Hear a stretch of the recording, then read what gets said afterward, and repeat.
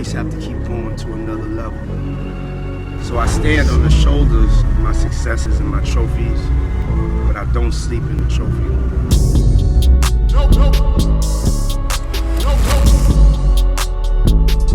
No sleep. What up? My name is Lo Santonio. Welcome back to No Sleeping in the Trophy Room. This is our first episode back off the break. And if there's one thing that this break taught us, it is how resilient we are, and more importantly, how powerful we are when we come together. So with that said, I'm proud and super humbled to be joined by Naj Tyler, Lanny Smith, and Tori Stapleton, the good brothers of Bike Rides for Black Lives. Gentlemen, thank you so much for taking your time to step into the trophy room. It's an honor to have you guys here. Appreciate you having us, man. Than's for having us, awesome, brother. Man. Word up, man. Love. Appreciate you guys. Thank you so much for coming through, man. Word up. So guys, I want to start where it all started with this bike ride. How did it all originate? So, I was having a conversation with a friend just about bike riding. We've been doing bike riding this whole quarantine, and was like, yo, it'd be dope with all the protests and everything that was going on at the time to do something a little different. I hit up Tori. I was like, yeah, what you think about us doing like our vision of the protest? And he was right on it, like, yo, this would be dope. And from there, it trickled to him like, yo, I'm gonna hit my man Lanny and put him a part of it as well, with Lanny having a lot of connections in the city and everything like that. And then I brought in my man Carver, because we were already bike riding and everything, and with the connections that he has, and I was like, yo, this team right here could really be like a dream team. Yeah, it was funny when Naj hit me up, oddly enough. It was a day after Lanny hit me up and said, hey, yo, what do you think about doing a bike ride? And Naj hit me up the very next day. So we had just done a ride together. So we were kind of like all on the same page, and we just kind of came together and, now really getting to know each other a lot better. But when I sat back, I talked to Naj, and I'm like, man, we just assembled a dream team. Just like if you look at all of us individually and all the different connections and relationships that we have, when we put it all together, we form a real crazy team. So, right? Yeah, and then I just wanted to piggyback on what Tori was saying, because one of the things that intrigued me about it was we were having a conversation about how the movement was kind of getting hijacked, and you were seeing a bunch of negative images of the protests and what people wanted to show from a negative standpoint. And it was like, we could come together and do something positive, and show black men out here protesting, still protesting, don't get it twisted, it's still a protest, but doing it in a positive light that we control the narrative about, you know what I mean? So, yeah. That is super important for you guys to control that narrative, because you were starting to see fake IG pages or people just reporting, trying to steer away from what we're really trying to do out here. That's exactly what we said at the very first ride. We kind of realized that, Gil Scott-Heron, when he said the revolution will not be televised, when there is a revolution, it will be live. And we kind of seeing that it is live, it's out in the streets. People don't trust the news media like they once did. You can't just sit back and look at your TV screen and know what's going on in the streets. So we're out in the streets. We're trying to bring people out in the streets and really have them interact with other people, get all of their information through their own two eyes. So the revolution is all the way live right now. It is, and it's not going anywhere. Believe that. And it was super live yesterday. Oh, Congratulations, you guys had an amazing ride yesterday here in New York City. Care to share some light on that? Yo, I'm not gonna lie, I'm still overwhelmed. Like, it was so much love. I mean, the unity, the togetherness that we witnessed was just crazy. People of all walks of life, ages, race, religion, whatever, whatever you classify yourself. It was just amazing. I'm from Jersey. I've never rode my bike through New York City, especially with 3,000 plus people. Yeah. So it was amazing. Just being from New York and like seeing it up front, that was amazing. Like, just to even your point, like, I'm from New York and I've never ridden my bike through the city. Yeah. It's just things that you just don't do. So I think it was huge seeing everybody come together. To Tori's point of like all walks of life and just bringing it all together. Everybody in such a great mood. Mm-hmm. Like, it was we were out there for the protests. We have all the right to be as angry as we are right now, but I think everybody was in such a good mood and just really out there to come together in solidarity. think it was really dope. Yeah, and to his point about everybody being in a good mood, one of the things I've been talking about recently is that us showing joy is a form of protest, because when you're in a system, in a society that is meant to tear you down, is meant for you to be angry, to be upset, to be hurt, to see so many black and brown people. It was people of all backgrounds and races and colors, but for me specifically, to see so many black and brown people out there with smiles on their faces, having fun for this cause, despite what's going on in this country, despite what's going on with this climate, that was powerful to me. It's a superpower to be able to smile through it all. You know, we've kind of mastered that as black and brown people. You know, they say to be black and be somewhat conscious is to be in a constant state of rage. But as you can see yesterday, people were happy and they were in a good mood. And, you know, when we are in a bad mood or we are in rage, that's when they can control us. So having everybody come together. I mean, I think at one point when we were in front of the Trump Towers, somebody threw a water bottle, and we're like, nah, like that's not what we're about. We're not doing that. And then we all took off. We didn't even want to engage in that type of energy, Right. And I think that was a bold statement. I mean, that It is. But Yeah, because, you know, you guys didn't come out for that. You guys came out to come stand for everything that we're working against, you know what I'm saying? Yeah. So this was the fourth ride out? Fourth ride. Fourth, yep. So congratulations on the fourth ride out. Thank I know you. there's going to be so many more. But how has this ride out changed from the first one? You know what I mean? Like, did you guys think that it would blow up this big? You know, and how has it changed since the first one? We like at the beginning, I think we just thought of it as being like something dope to do. Right. You know, did we start like we had just, I think naturally the way we think is like we were like, oh, it could be something a little bit more than that. But initially it was like, yo, this is just at this moment. We were looking at it like at this moment we need this and the people need this, like being in a good mood. And then it just became a movement. Like, and it was like, people were like, yo, when's the next ride? Is it next week? And we're like, no, we don't really. And we kind of, we wanted to Get my legs right here, man. Well, I mean, we ride a lot. We ride a lot outside of the big rides, right? So we do a lot of like smaller rides together. But in terms of a big ride, it's like, it takes a lot of planning. There's a lot that goes into it. But I can tell you that you're dealing with like 4 very humble people. And I think at the first ride, I remember Carver saying like, yo, if we get 50 people out here, like, I'll be happy. And we was all like, yeah, like, absolutely. And I'm like, I know there's gonna be more than that, and not in a cocky way, but just sometimes, you know, Yeah. I throw other events and whatnot, and I can kind of see through social media, like, all right, like, we got a good little following, we got a good little buzz going. So we knew New York City would be live, especially from most of us being from the area, but I don't think we could have guessed that it would be over 3,000 people out there, man. That's crazy. That was Strength in numbers. Yeah. For real. Yeah. Strength in numbers, man. For You real. guys got them time and time again. We were like, all right, let's make sure some of the kinks that we wanted to get out in the first ride, once we really like planned it out, we were like, all right, let's do this next ride. And then we just kept moving from there. We were like, hey, let's try to test the waters and like leave out of LA. Maybe it might be just like a LA thing that we're doing right now. And then we just brought it to Oakland, where since, you know, so much history in that with Black Panthers and everything. So it was just like, once Oakland, and I think even in Oakland, we were kind of humbled, like on some like, you know, like none of us are from there at all. And we were like, you know, we don't really know how it's gonna look. And Oakland was crazy. Yeah, they just welcomed us, and I mean, we were tapped in with the bike community and all sorts of city officials, and you know, some of the homies, right, welcomed us. I mean, That's amazing.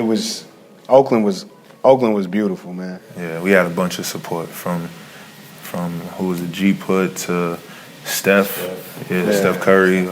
Prestige. I mean, they let us, you know, that was our office, that was our starting and landing point. So, and just to be able to ride from Alameda, where we took off from, into the city, and go to the Alameda County Courthouse, where the Panthers, you know, they had their Free Huey rally. You see some of these iconic images from the civil rights movement and beyond, and to walk those same steps years later for the same reason, it's kind of crazy, man. It's a good feeling, and there's a sense of pride that I feel, but also there's a sense of sadness that we still have to do this. Right. You know, and that's one of the things that I mentioned to everybody that I spoke to about it. I'm like, yo, like this makes for a dope picture, like seeing, you know, 1968 and then seeing 2020, but I would rather me not ever have the opportunity to post this shit. Right. No, for sure. But you take a mental snapshot, you know, and is there anything that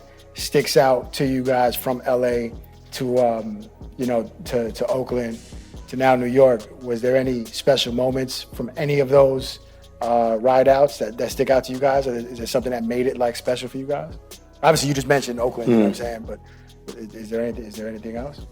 For me, I mean, every time we expect it to be a dope event, but until you actually see it, you don't know how it's actually going to turn out. So for me, every single time to see the turnout, to see the support, I don't think that's ever going to get old. You know what I mean? We have plans on continuing this on in other cities, and you know, being planners, event planners, those types of things, you're always going to have that sense of nervousness going into it. Like, man, how is this really going to turn out?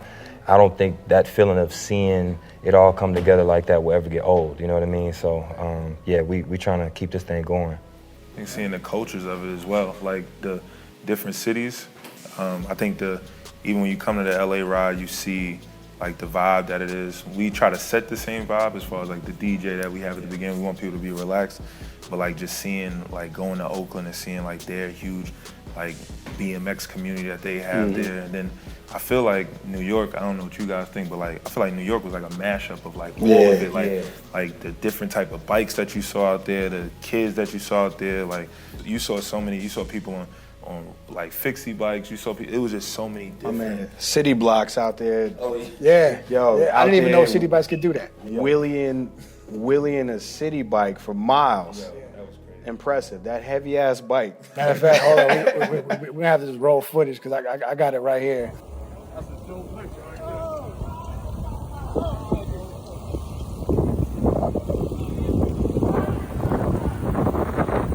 I think that's one of the beautiful things that I'm witnessing is the youth that's coming out. And I think it's on us. I think we're kind of like the middle children right now. Like we're old enough to remember a time before this current time, but they're coming up in this whole revolutionary period and they got all of the energy.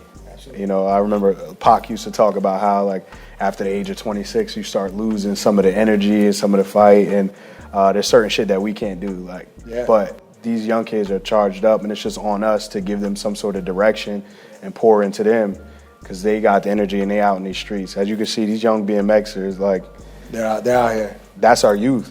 and we also have the information, technology. You know what I mean? Like we're not just watching the TV, and you know. So I think it's super important, and you know, to just tap into our own, you know, news or our own networks, because that's where we're gonna get the right information from. Yeah. You know what I mean? They can't spin it if you witness it with your own too. Exactly. When we're seeing all these images of what's happening out in the world, when we're seeing the experiences that we have, man, sometimes just getting on that bike is just freeing in itself, you know what I mean? And just that feeling of a release that we need, you know what I mean? I think that can help us be healthier, and that's something that these bike rides have shown me for sure. Yeah, and I felt it as soon as I got there. You know, like, your DJ was amazing, by the way. He was ripping it down. My man, the DJ was ripping it down. And the ginger shots also helped, you know what I'm saying? Shout out to Jazz. Yeah, you guys had ginger shots. You guys had amazing music. There was a young lady who was handing out waters, making sure everybody was hydrated. You guys were giving out masks, hand sanitizer, so everything was just super, you know, on point, man. So to your point, it's just important that, you know, when we're at events that we're putting together for us, you know, we're just crossing our T's and dotting all of our I's, man. Because it's super important to represent right. You guys already know. You know, I want to talk about the bibs that you guys have at each race. And for those who don't know what a bib is, you know, you got to be, you know, in these cycling streets, in these running streets, to understand what a bib is. So, you know, so a bib is this right here. You know, when you're running, this would normally have a number on it, and you would put it right here like so. But when you're at Bike Rides for Black Lives, John, I'll let you guys do the honors, man. You guys want to talk about this bib right here? Yeah, so we we were trying to just think of different ways. I think we was getting into like our marketing bag of just thinking of different things that we could do as far as to like just have people feeling like they could walk away with something that's dope. And you know, me and Tori was thinking about it. We just like, what's something that, you know, we could put the numbers on it and it could be like your number for the marathon. You know, kind of be like, I guess we're putting people as numbers on it. We wanted it to be like something that served as like a deeper purpose to it. So we put the names, so we have a bunch of different names: George Floyd, Breonna Taylor, you know, Elijah McClain. Like we have a bunch of different. I think it's like six different names that we have. Yeah. But who, you know, were unfortunately, it was, you know, it was casualties of, you know, really like police brutality. Yeah. And that's really what it was. So we were like, you know, that's what we want people to know, that at the end of the day, like Laney said, this is a protest first, and this is who we're out here for. Absolutely. So that's why we want people to embody, like, you could have been. Could have been any of us, exactly. And that's the whole purpose. Is we, like Laney said, we want to humanize everybody and let it be known that could be any one of us. So we are those people. We can't look at these individuals regardless of their background, their situation at the time, regardless of whether they complied or not, and look at it and say like, hey, like that could never be me, because it could. So we just wanted to honor those people and keep that fresh in everybody's mind. And it also serves as a memento. This is a revolutionary time. Like, all of us are now writing our kids' history books. And at some point, our kids, the next generation, is going to ask, what were you doing in 2020? And we got to have an answer. And you could say I was chilling, sitting on my ass, gaining weight. Or you could say I was out in the streets fighting for Black lives. So we're just trying to make sure that the cause, the purpose, the individuals that we're fighting for is always in the front of everybody's minds. Yeah, and this is, you know, when they say remember their names, this is how we do it, you know. Now, just on the topic of just keeping things fresh in our mind, you know, before your ride out yesterday, Erica Ford gave a powerful word before we headed out, and she said that we have work to do on the inside and work to do on the outside. Well, that stuck with me. And then shortly after that, we learned about the shooting in Wisconsin. So just how do you guys feel about knowing that while we're out here, you know, protesting against police brutality and social injustice, that this is still happening, you know, at the moment? How important is it for you guys to keep pushing this agenda and to make sure that this is a movement and not a moment? Man, were we walking to get something to eat? So it was after, you know, after the ride, and me and Tori was walking to get something to eat, and somebody hit my phone, like, yo, did you see what happened in Wisconsin? I'm like, you know, I went and Googled it, and I saw it, and I showed Tori, and we both like stopped in our tracks. We were walking to get something to eat, we both just stopped, and there was a sense of, for me at least, there was this calm rage that came over me. You know what I mean? It was like, how the hell did this just happen today? You know what I mean? Like, while we were out riding and doing this for these other names that we have put across our chest, this just happened again. You know what I mean? And I think the frustration comes from the point that this isn't anything new. This has been happening. One of the only differences is now everybody has a cell phone. So there's more footage of it going on, you know what I mean? And so at times that can be, for me at least, it can be a daunting thing when you're thinking about, man, even the fact that these protests have gone on all over the country and this is still happening, to me it's just a sign that the whole system has to be torn down in some form or fashion, because they still not hearing us, you know what I mean? So yeah, I don't know how you felt about it when you... I mean, I felt very similarly, and I do feel the same thing. We got to destroy and rebuild. We've come to accept this shit as normal, and it's not. Getting killed in the street, getting shot, you know, in front of your kids 7 times in the back is not normal. I don't care what you've done. So it's just kind of wild, and it shows that even though we had a great ride and all the positive vibes and all the smiles out there, yeah, we could have watched that video and say, hey, well, that's not happening in our lives. That's not my reality. That's somebody else. That's all the way in Wisconsin. But we feel a connection with every individual that looks like us and every individual that doesn't look like us that deserves a fair shake at life. So watching that and the feeling that I get, feeling that we all get, I mean, obviously we're enraged, but that just goes to show us that's what fuels us. We know we got more work to do. Yeah. To Erica's point, shout out to Erica Ford, Life Camp Inc. and everything. She said it best. On the inside and on the outside. We just got work to do. And that was just further proof. So that was kind of like one of those things like, you know, don't rest on your laurels. Like, you know, it's like almost in sports when your coach says like, you know what I'm saying? Like, you ain't win the championship yet. Like, you know. Right. So we can't celebrate the first downs too much. We got to get to that touchdown, you know. This is obviously challenging times, but, you know, before all of this, we went from, you know, we outside to now we outside riding for a cause. What does that tell you about the times that we're in, you know, as far as just like, you know, pandemic, you know, police brutality, social injustice? How has your mind shifted pre and post? You know what I mean? I think, I think you're right. Everybody, that was the biggest thing is we outside.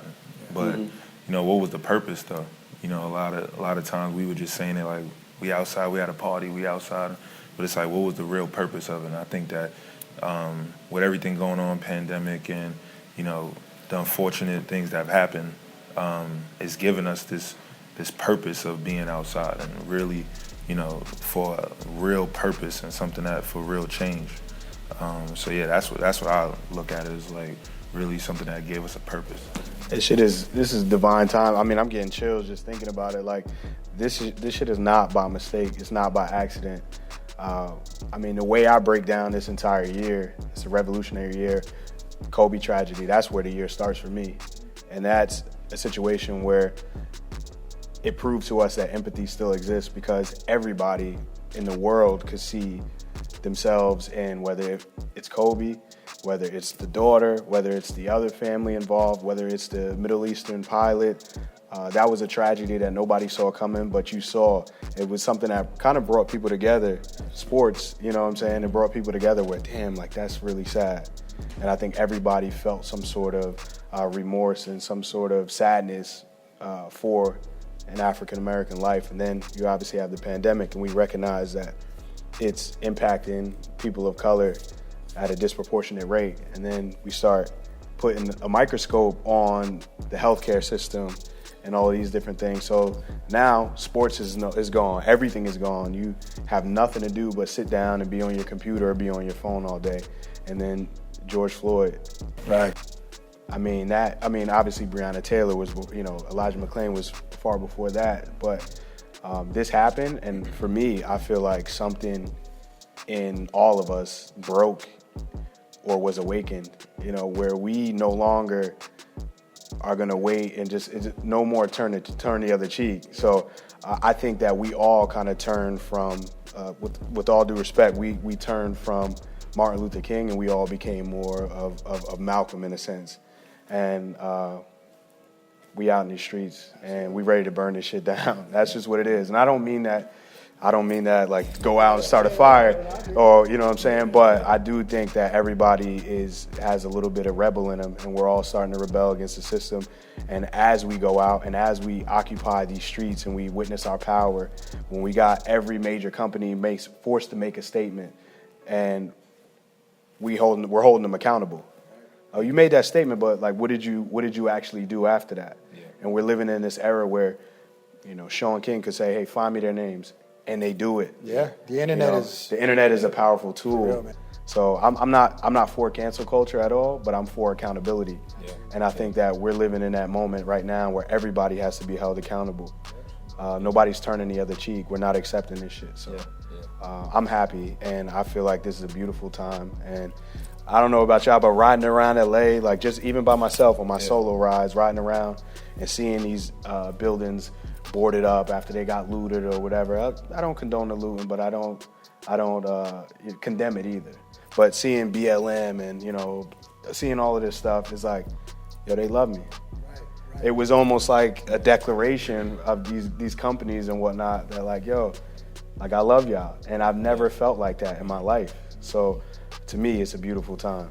And I'm like damn near getting emotional just talking about this shit. Like, yo, like, I feel it, man. I think like a little combination of what both of you guys said, you know, from Nas talking about the purpose, and then even from what you're saying, what I've seen pre and post is this, for me at least, is a different appreciation for life, right, and the preciousness of life. So even starting when you're talking about with Kobe, right, back to what I said before about regardless of what Kobe accomplished, how rich he was, man, life is still precious and it can be taken from us at any moment, right? So you look, I know that's part of what I took from when that happened with him is like, I looked at Kobe like he was immortal, you know what I'm saying? And if that could happen to him, that could happen to anybody. And then the pandemic, and you see people losing their lives over something that they shouldn't be losing their lives over, you know what I'm saying? That preciousness of life, you know what I mean? I've got family members that have died from this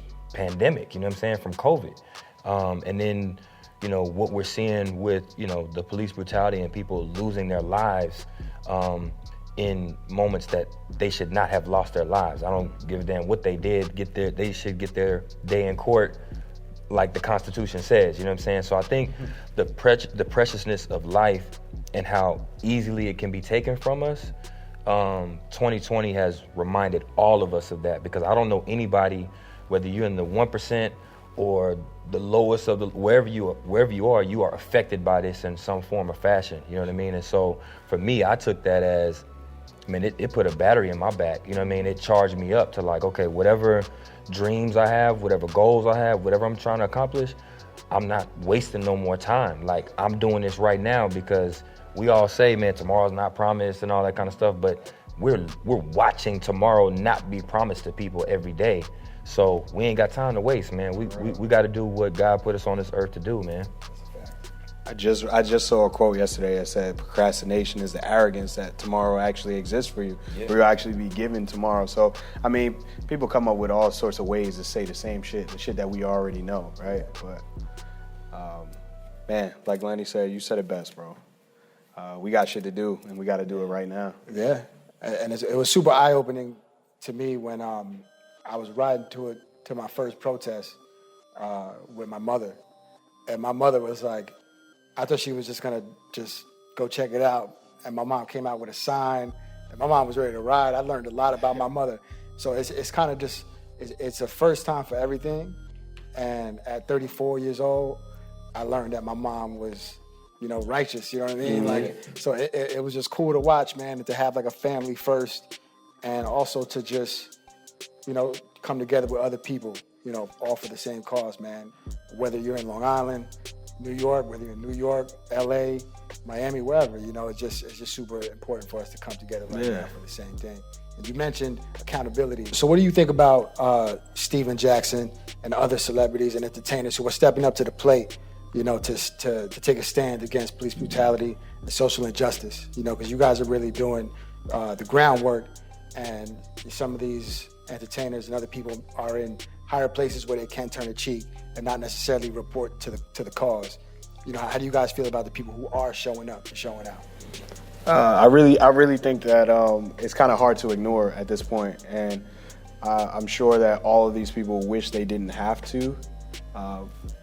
And if they didn't have to, that means that things would be equal and fair for all. But I think that, like I said, I think that the care, the fear of how people are being seen is no longer, it's diminishing at least, where people are willing to put it all on the line. We look at it, I mean, like you say, you're 34, we're all around the same age, right? I think we were all kind of raised off of fear. Because when you look at the civil rights movement, like when our parents were coming up, they saw all of their prominent leaders violently killed. Yeah. So when people are like, well, you know, why can't you be peaceful like Martin Luther King? It's like, you remember he got shot and killed. You know what I'm saying? So our parents taught us, like, go out, get an education, and that's how you're gonna, you know, even things out, even the playing field. But I think that we've all kind of come up, we've got our education, we kind of realize that, like, look, it ain't all it's cracked up to be. Like, that's not guaranteeing that I won't get shot down in the street just like somebody else. So I think that with social media, it makes it a lot harder to just turn a blind eye to. And I'm very appreciative for people like Stack who, was catapulted into this. I'm sure if he would give it all up right now if he could just have his brother back. So I'm appreciative of everybody that's using their platform for the right thing. I think with the athletes and the celebrities, the thing is this: you have some people on either side, right? You got some people who feel like we give too much credence and weight to what an athlete or a celebrity has to say about this, and then you've got those who discredit them because of their celebrity status, right? And so I look at it in two ways. One, the history of this country, for black males at least, the only two areas where we were able to achieve a sense of upward mobility was being an athlete or an entertainer. You know what I mean? You look at Jackie Robinson was able to play Major League Baseball even while black people still couldn't eat in the same restaurants as white people. You know what I mean? It was like through these athletic gifts, there were these doors opened and these channels opened where you could rise to a certain level. And so I think it's unfair to discredit them because of their celebrity or athletic status, because honestly, in this country, that has been some of the only platforms that we've been able to speak our minds and reach the masses, right? And I think that, to Tori's point, it takes somebody who's willing to do that. I don't think just because you're an athlete or celebrity, you're supposed to do that. But if you feel that sense of responsibility and you act upon it, I think it's commendable. Because one thing that people forget, I see in the comments when LeBron James speaks out or Steph speaks out or somebody speaks out, the first thing that people try to discredit them on is, you're a millionaire, you're not oppressed, why are you saying this, right? And the thing that people forget is, one, they weren't always in the NBA, you know what I mean? And two, just because in order for you to be a human is to have empathy. So just because I may be in a different position, I may be a millionaire, I might be in the NBA, that doesn't mean that my brother, my sister, my cousin, the people that are in the neighborhood that I grew up in, they're still facing these things, you know what I mean? So for those people to be able to use their platform to speak for the people who don't have a voice, to me, that's commendable, and I definitely tip my hat and salute them. Yeah, I think they all. I think we said it earlier, is that at the end of the day, all of them, like all of these entertainers, celebrities, they all human at the end of the day, Like I talk to Stack all the time about just what he's doing right now. He would have never thought in a million years that this is what his calling would be, and it's unfortunate that this is what has happened, but it just shows you the type of person that he is. Because I do believe that, like, everyone has responsibility to stand up for what's right.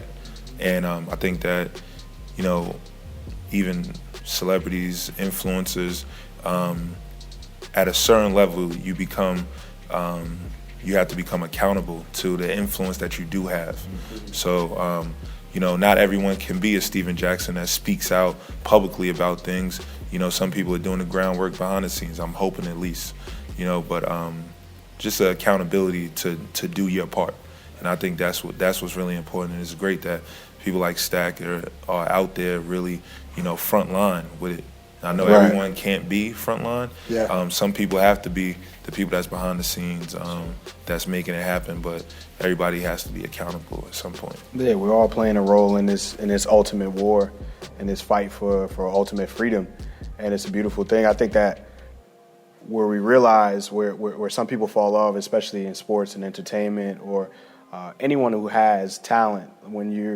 I look at it like me going to college. I played ball in college and whatnot, and I'm sure we've all had the same experience where people of other races kind of like put you on a certain pedestal, or they accept you in a way where you become not black. You're just Naj, or you're just Lanny, and they treat you a certain way, and you can sometimes get lost in that. We look at OJ like, oh, I'm not black, I'm OJ, like, you know what I'm saying? And they really start believing that, and they start thinking that like, oh, I'm not oppressed. White people are great. They love me, and not just white people, but they could, because they're treated in a certain way. They're given certain privileges that the average black man walking down the street or black woman walking down the street is not afforded. So I think that it's very important to understand how people see you and how you represent your entire race. And so I'm appreciative of anyone who has a platform and is using it, whether it's Kim K and her using her platform to get individuals out of prison. Yeah. Let's go for it. It's about accountability. Yeah. If you about us, we're about you, man. For real. So accountability, I like that. Super important. Naj, you mentioned, being on the not necessarily on the front line, and that there's some people that have to play the back and do the back work. I know that you're the VP of marketing at Viola, a black-owned cannabis company, one of the very few black-owned cannabis companies. I read that there's some things that are going on there through the philanthropic work to flip the script and change the narrative with people that look and sound like us in cannabis. Can you talk a little bit about that? Yeah, so we take a big pride in, the social equity portion of the business and making sure that there is people like us that look like us that have real ownership. Because at the end of the day, we create jobs, and that's great, and we want to do that, but we want to create generational wealth and really create ownership in this. And we've lost out on cotton, the lotto, all these things, liquor, all these things that we've made, sugar, everything of that sort, that we've lost out on. We became purchasers of it and not owners of it, in a sense. So that's what we're looking to do. And that's what, it's like I said before, it's just things that, you wouldn't think in a million years that would be the job of it, but that's what we're looking to do. So even individuals that have been previously incarcerated for cannabis charges, we're looking to create ownership with them. And, if it's paying for applications for it, if it's teaching courses on it, it's just creating those opportunities for real ownership in the space. And this is something that I feel like we could really own and really make it something that's really ours. And we deserve it, bro. Yeah, we deserve it. That's amazing, because not only are you creating a new system, but you're also you're educating people. You're giving people a new chance. You said that these are people who were previously incarcerated. What more could you ask for than a fresh start and some information? You know what I mean? So, man, oddly enough, to bring it back to the rise, but in the same realm, one of the guys that helped us out, which is Naj's boy, Tucky, up in Oakland. A big part of what's the name of his cannabis company? Yeah, so he was previously incarcerated, and oddly enough, his arresting officer is now a captain with the Oakland PD, and he's an individual who helped us out with the ride, blocking off streets, everything. I mean, we had a group of officers who actually volunteered and came in on their day off to help us out and assist with the ride. Some people were really about the cause, but Tucky, who was previously incarcerated, now has ownership of a marijuana company and is good friends with a captain of the Oakland PD who actually arrested him and put him in jail. So, I mean, that's flipping the script. These are the type of stories that we need to be highlighting. And I mean, I was amazed. And yeah, we got people who's doing life sentences in 2020 off of cannabis charges, when at the end of the day you have, soccer moms and everyone owning cannabis companies. It's crazy. And to this day they're still in prison for a pound of weed when people are selling hundreds and thousands a week. It's just it's crazy to see that you demonizing a plant at the end of the day. And it was done purposely to us, So just really, like you said, just flipping that switch and really making a difference. So to quote Erica Ford, we got work to do on the outside and we got work to do on the inside. Absolutely. And that work that's going on at Viola, man, hats off to you guys over there, because I appreciate that. I know there's a lot of people out there who would love a chance for a fresh start and even some resources to boot. You know what I mean? So that's amazing. You mentioned brands that benefit from our dollar. I want to play this clip right here. And I want you guys to give me your thoughts on this. Black Lives Matter! Black Lives Matter!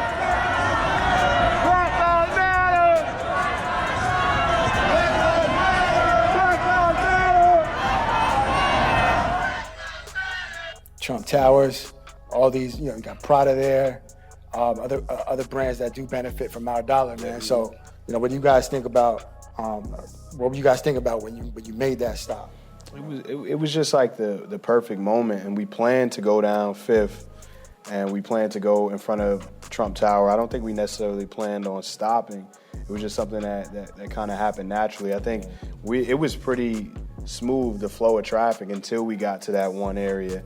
And then it was just like, oh shit, this is a moment. And there was actually a small Trump rally going on out there. But to speak to the brands, I mean, all of those brands could care less what's going on in our communities, because they forced us to look at their products as a status symbol. And some people who are easily influenced in our community think that, like, if I have this, I'm better, or I'm closer to being accepted by this other side. And unfortunately, people are willing to do whatever to be accepted. And until we start saying that, hey, that's not cool, that brand's not cool, because they don't do what we needed them to do, there's no inclusion, or they're not speaking out against the injustices that we're seeing in this country. Until they do that accountability, it comes into play. So for us to pull up and shut shit down, where, maybe that soccer mom who is spending some of that weed money, what I'm saying, is over there trying to buy her Gucci, and we got 3,000 plus bikes in the middle of the street, and we're causing a disturbance, because I mean, that's, again, it is a protest, and that's what we're there to do, to disrupt. So she's gonna be forced to think about what's going on, and it might be annoying, it might be a nuisance, but like, it's been annoying for us for a long time. So at the end of the day, any brand that doesn't fuck with us, we don't fuck with them. So nothing moves without us moving it. And we know that, and I think that we're all witnessing our power more and more. We see the strength in numbers, we see the power in unity.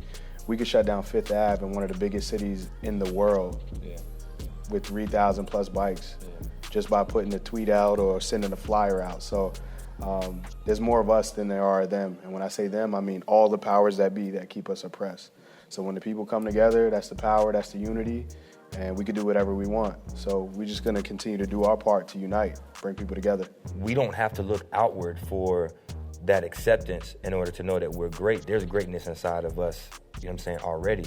And I think the movement that we're seeing is that we're starting to wake up and realize that, when you can see 4 black brothers get together and it results in 3,000 people shutting down Fifth Avenue, you understand, the power is with the people, you know what I mean? And so when you realize that and you start to understand your value and your worth, then I don't need that Gucci to show that who I am, I can go buy this black brand, I can go buy this Latino brand, I can go buy this, I don't need that in order to prove who I am, I think that's the movement that we're starting to see, and I think it's on us to make sure that, to what you said earlier, this isn't a moment, this is a movement, and that continues.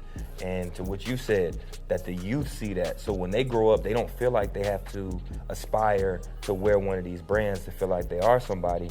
They know that based on this DNA that I already have inside of me, I'm already somebody, So those brands, I think, are in for a rude awakening, because there's a shift. There's this shift happening, and they can't just count on, what has happened in the past to continue growing. And I'm excited to see what's getting ready to happen in the future, man. It's necessary, and it's necessary that we support each other. So if you're at home and you have a friend that has a brand and he looks and sounds like this, support him. Support him. You know what I mean? Yeah, and that could be sharing it. I mean, if your homie got a bum ass T-shirt, maybe you ain't got to buy it. You know what I'm saying? It doesn't have support. Don't always got to be financially. You know what I mean? Share it. You know what I'm saying? Throw it in a story, because a hard post might be a little too much. You know what I'm saying? It's like, there's a way you can support. Tell your friend, like, I don't like this.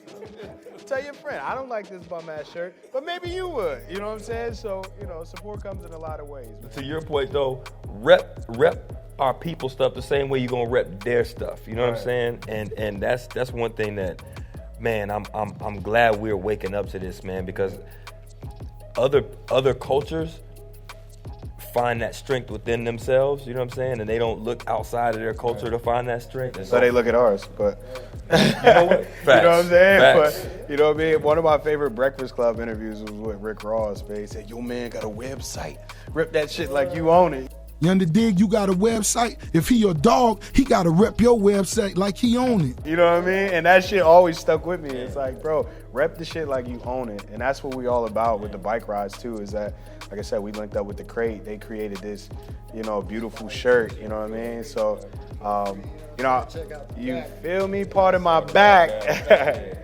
You know, I was always mad I couldn't wear my dad's Million Man March tee. You know what I'm saying? I was a little too young, but now we got like our own like version here today. And again, it sucks that we're still fighting for a lot of the same things that those brothers got together and were fighting for. But I think we really want to focus on brands that are coming up, on the come up, and show our support and collaborate, come together. The more people that you get to be invested in your cause, the more you invest in their cause, it's just going to further the unity, and we're going to witness more and more of the strength in our numbers and witness our power. So we're not just accepting shit anymore. It's the power of the dollar. We got to keep it in our communities. You know, they think they say like the Jewish dollar stays in for I think 21 days. The Asian dollar stays in for about 16 days, and then the black dollar stays in for about 8 hours. So it's like just in thinking about that, it's like we can, you know, like just imagine if we have over $1 trillion as far as like and just in our community, but we're spending it with all different types of people, you know.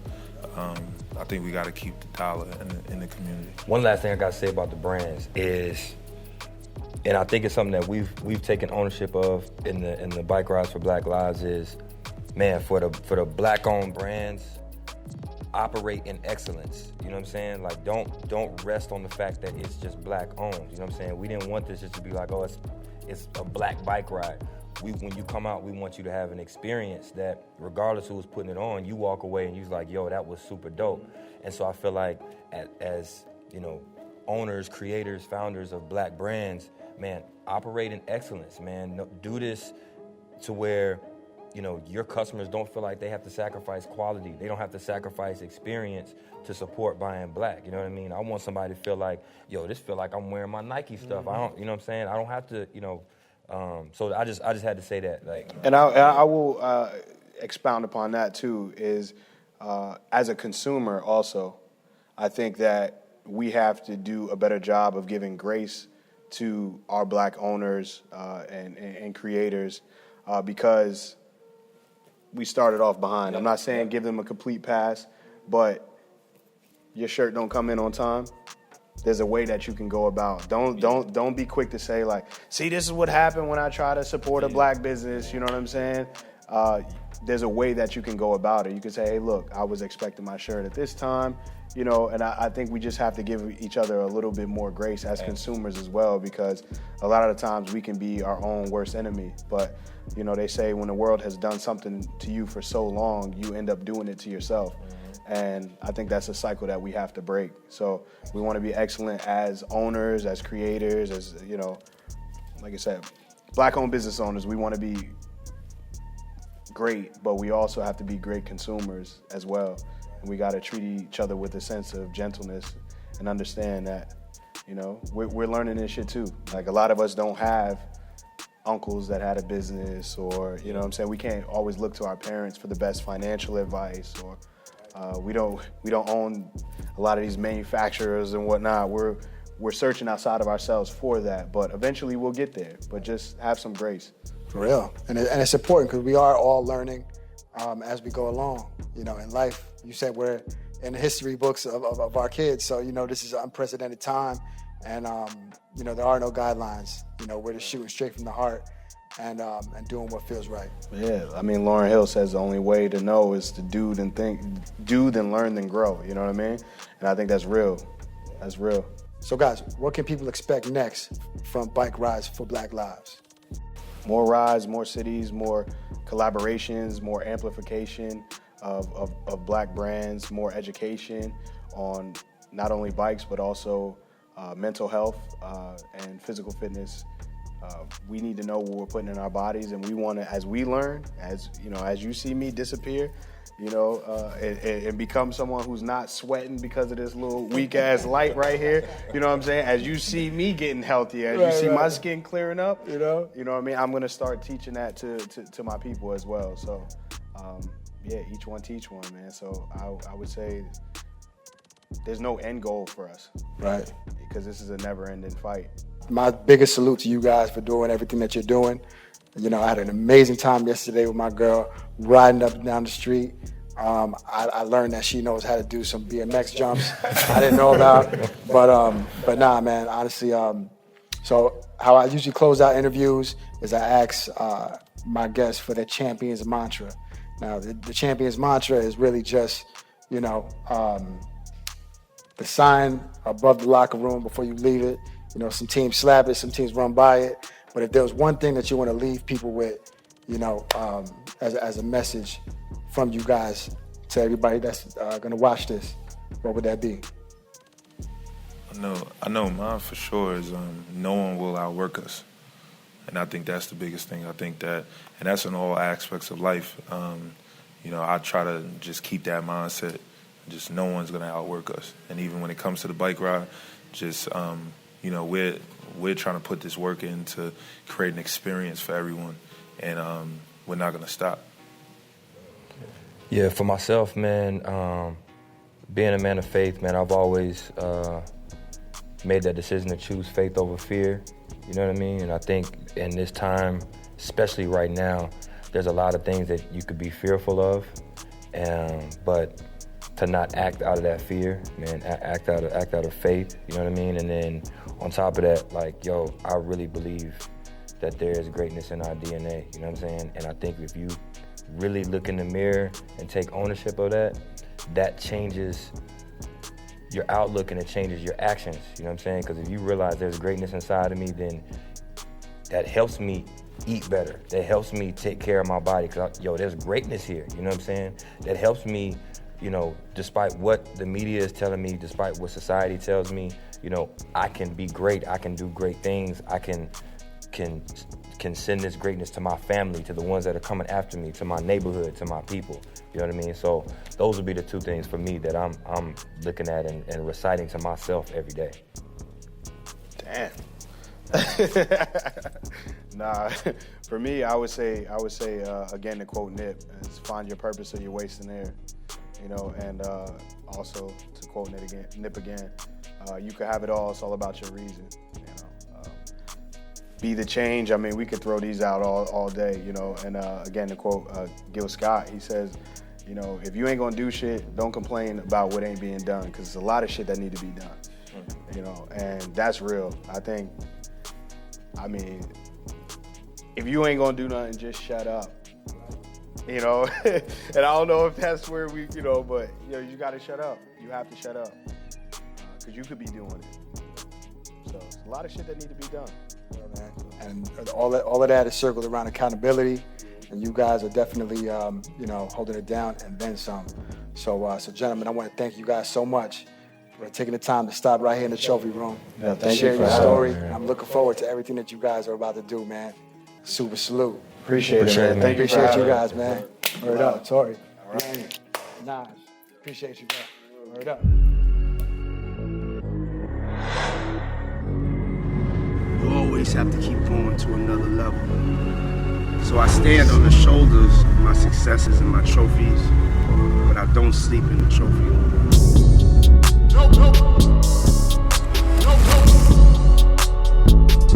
No sleep.